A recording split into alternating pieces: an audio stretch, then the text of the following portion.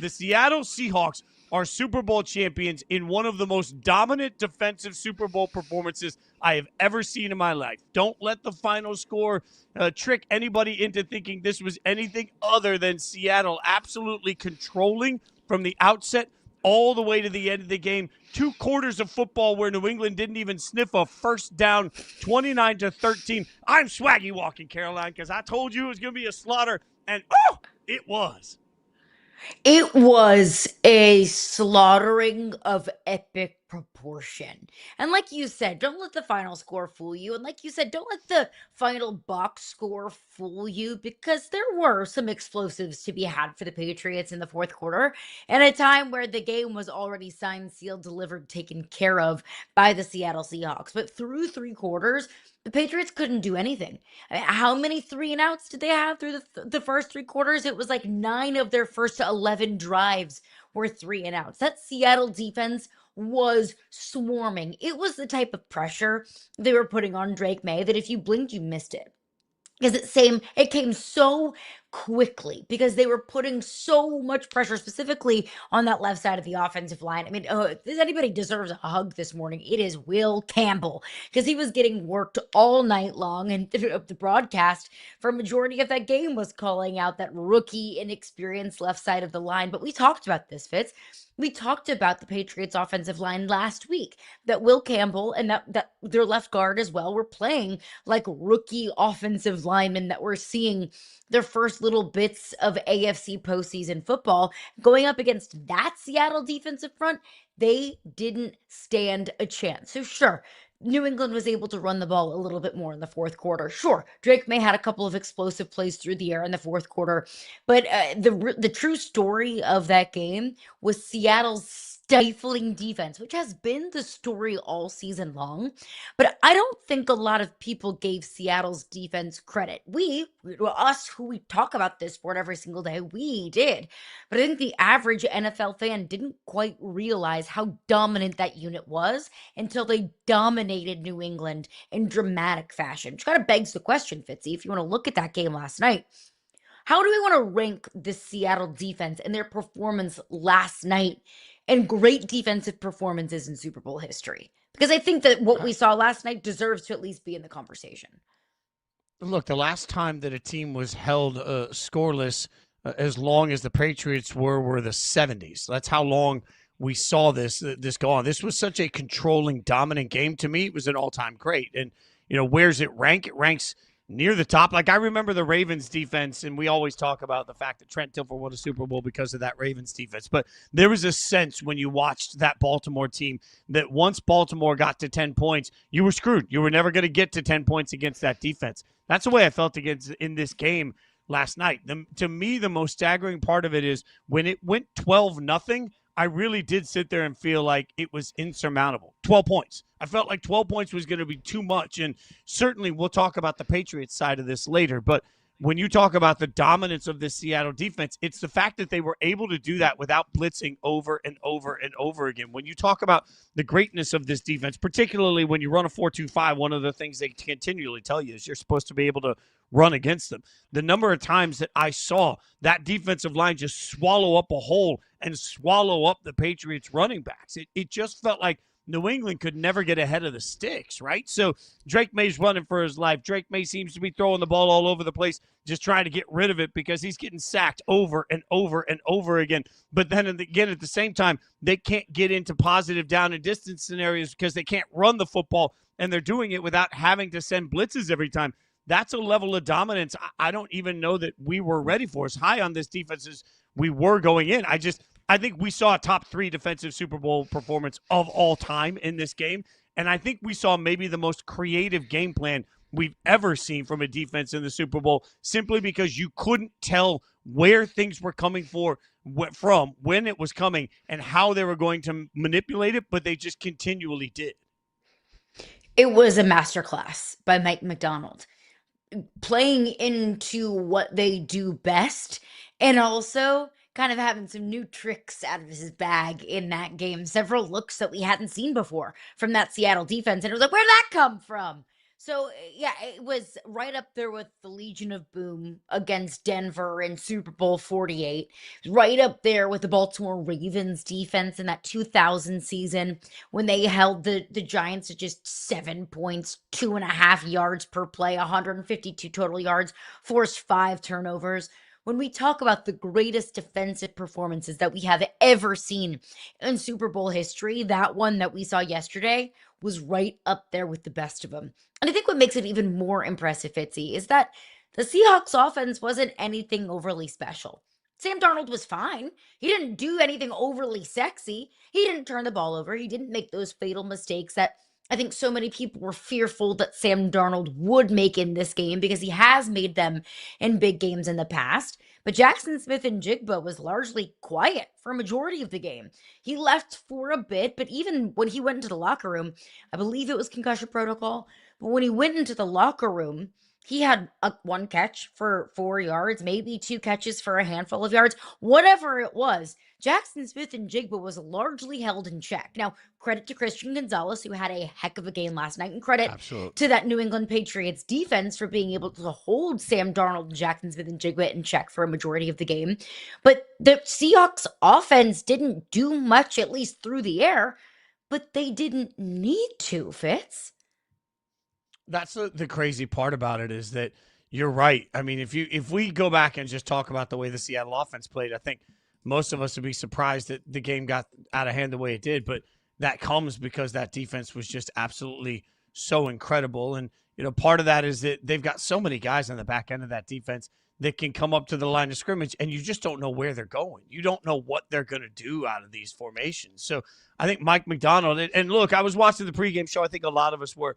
And it was funny because Kyle Shanahan was asked specifically about attacking this defense, and he made a joke. He's like, I know you want me to be an expert, but I haven't scored any touchdowns against them, so what do I know? That coming from one of the better offensive minds in the NFL, and I just kept watching last night saying, wait a minute. Shanahan shut down by Mike McDonald, right? McVay beaten by Mike McDonald. Like, we're talking about two of the best offensive minds in the game, two people that everybody wants to coach from their tree because they're so spectacular what they do.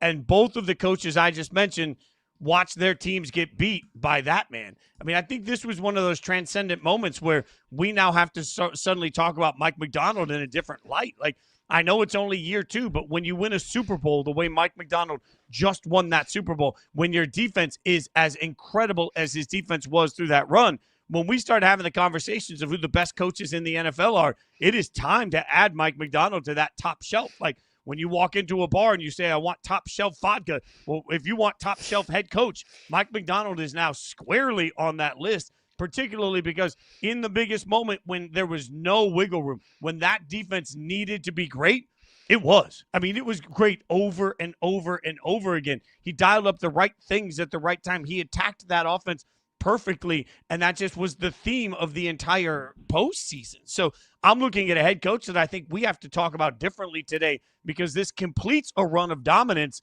that just absolutely cements that he is one of the guys that you look at and say, yes, the top of the top, the best of the best coaches in the NFL. Mike McDonald, to me, now belongs squarely on that list. I've said several times before, I think Mike McDonald is the Sean McVay of the defensive side of the ball. And now that he has a Super Bowl to show for it, that just puts him in a different light. Winning a championship puts you into a different stratosphere. I wouldn't say that Mike McDonald is quite on the level of coach as Andy Reid or Sean McVay, but he definitely belongs in that top tier. Why I wouldn't leapfrog Mike McDonald over those two guys is because I think that time on task is important. That we've seen Andy Reid consistently get to the mountaintop year over year over year. We've seen Sean McVay do the exact same thing. I expect Mike McDonald to have the Seattle Seahawks right back into the conversation year over year over year, which would cement Mike McDonald in that elite coaching tier. But before I do that, I just need more time. I need to see Mike McDonald do it year over year over year. But he belongs let me into ask that you same something conversation. on that. Yeah. Let me ask you something on that because I agree with the concept of it. But Mike McDonald now, you see that most wins in a season by a head coach under 40. He's only 2 years older than McVay was when McVay got his Super Bowl. They have an equal number of Super Bowls. And I think you're right. Like, time on task matters. But Kyle Shanahan has 0 Super Bowl wins at this point. And we talk about Kyle Shanahan like he's just an absolute golden god in the NFL. I just watched Mike Because I think he McDonald is. win a Super Bowl. But if I'm going to put Kyle Shanahan in that category, and McDonald has beaten Kyle Shanahan and now has a Super Bowl, how can I not put McDonald in that category? Nick Sirianni has a Super Bowl, but if I were the Eagles, I would probably consider moving on from Nick Sirianni. So I think there's nuance that has to be shown there, because no, Kyle Shanahan doesn't have a Super Bowl, but he's been to how many? 2? 3? He's been to multiple, and he's been able to make the San Francisco 49ers a Super Bowl contender year over year, despite injury, despite moving on from a quarterback that got them to the Super Bowl in Jimmy Garoppolo. He's turned Brock Purdy, Mr. Irrelevant, into a reliable franchise quarterback. So that's the time on task thing here. I don't think it's just, okay, do you have a Super Bowl or do you not? And that you have to be forced into 2 different categories. It's, can we see it year over year? I mean, Mike McDonald is this was year 3 for Mike McDonald. So yes, I expect Mike McDonald to consistently be in the conversation, but I think it is different when you do it over the span of 10 to 15 years versus doing it once in the span of 3. But a point that you just made, I think, is an important one, because for some reason, I feel like the commentary surrounding the Seahawks team is, yeah, well, they're good, but how good are they? That we are so quick to crown, last year, we were so quick to crown the Philadelphia Eagles the next dynasty in the NFL. We were so quick to crown the Kansas City Chiefs, this great, fantastic, impenetrable football team. And they're great. Those teams were great. Do not get me wrong. I don't feel like we're giving the Seahawks team, and I say we, not you and I, Fitz, I'm saying just as a general football society, enough credit. We're almost viewing it as like they're not a worthy champion. I'm sorry. This Seattle team got through the 49ers 3 times, got through the Rams in the NFC Championship game, were the number 1 overall seed in an incredibly deep and competitive NFC, won the NFC West, the deepest and most competitive division in football. What more did they need to do? What more did Seattle need to do to prove to us that they not just were a worthy 1 seed, but an incredibly worthy Super Bowl champion? To your point, Mike McDonald went mano-a-mano against Kyle Shanahan, dominated him. Mano-a-mano against Sean McVay. And while that wasn't the Seahawks' best defensive performance, when it came down to the Rams were at the goal line in a have-to-have-it moment, Mike McDonald's defense stopped them. That is, yes, he has gone against the brightest offensive minds in this league, and he's won time and time again. I think that's part of this that is incredible to me. To me, if you've watched this show all throughout football season, I've been loud on the Seahawks for a long time. But the thing of it is, to me, as we sit right now, I think the best team throughout the duration of this NFL season just won the Super Bowl. And that doesn't always happen. Sometimes the best team doesn't win. To me, the Seahawks, it's not just about the fact that they're Super Bowl champions.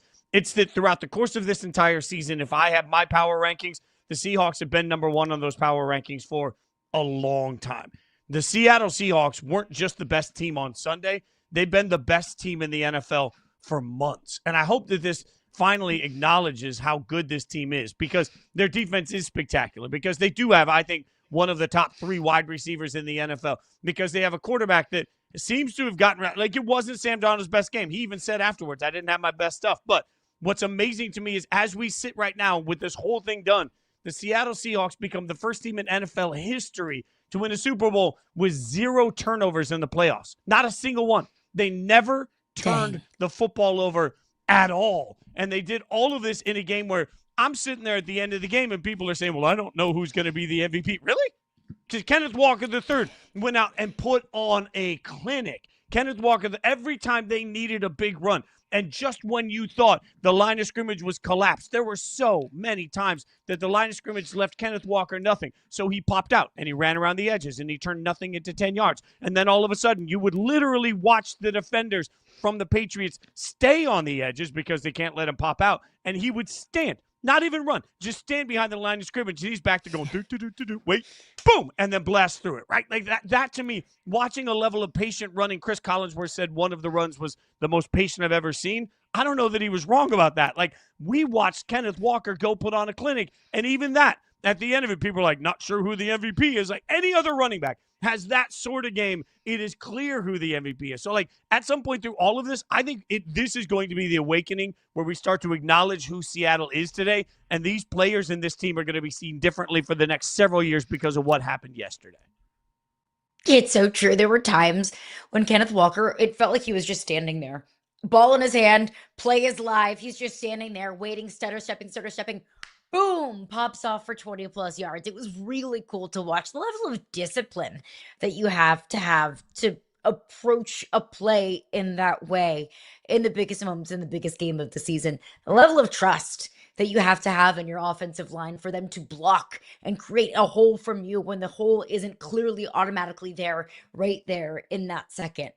And looking at it with a running back MVP in the Super Bowl, you could make a very fair argument that their kicker deserved to be MVP. You could make a fair argument that their punter deserved to be MVP. You could make a very fair argument that several different defensive players deserve to be MVP. Derek Hall with 2 sacks. How many times have we talked about Derek Hall this season? Not very many. Maybe that's on us.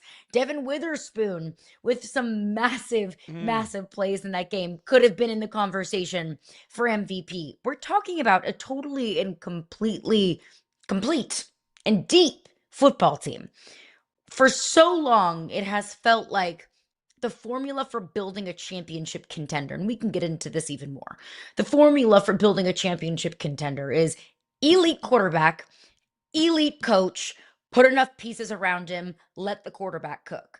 This year and last year with the Philadelphia Eagles, we are seeing if you have a quarterback that can just take care of business, takes care of the football, doesn't do too much, doesn't get too sexy with it, doesn't need to be in that elite tier. You have a quarterback that takes care of business with an elite defense and elite playmakers around him, like Jalen Hurts had with Saquon Barkley and the wide receiver core and the defense last season, like Sam Darnold had this year.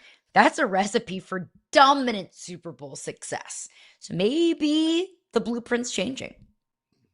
You're right. You're 1,000% right. If we, in a copycat league, if we are looking at how Super Bowls are won right now, if you just watch the last couple of years, the answer is clear. Dynamic weapons that can absolutely crush you all over the field, that have that 2 years in a row.